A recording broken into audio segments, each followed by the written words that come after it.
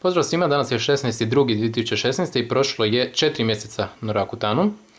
U ovaj novi 5. mjesec ulazim sa dozom od 40 mg, za koju se nadam da će još više poboljšati i ubrzati cjelokupnu situaciju.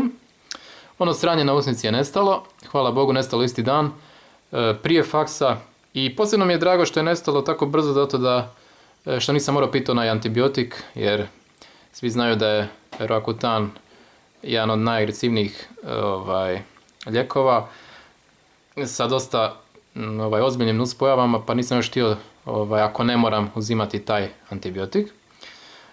Kako se sjećam se dobro, ali ne baš odlično koji prije. Zapravo, kada se budim, osjećam bolove u kralježnici.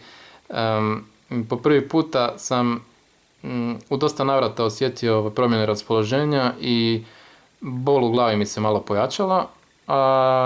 I ono što me najviše brine je što ne mogu zapamtiti tokom učenja, teško mi ide učenje, teško se koncentriram. Nisam to primijetio samo na učenju, nego na primjer i kad igram šah, koji je moj hobi.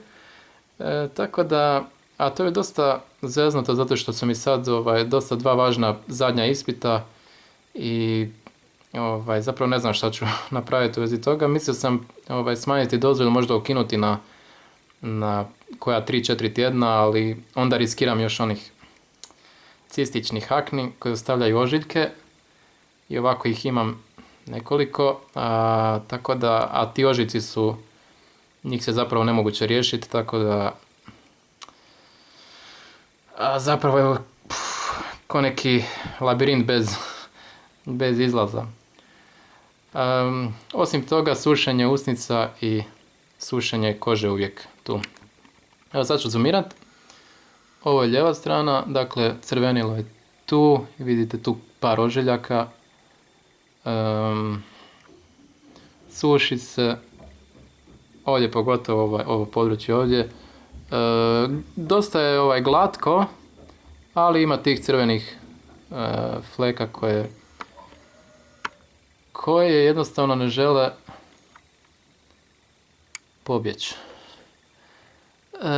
Čelo je ok, kao i uvijek, nos i brada su ok.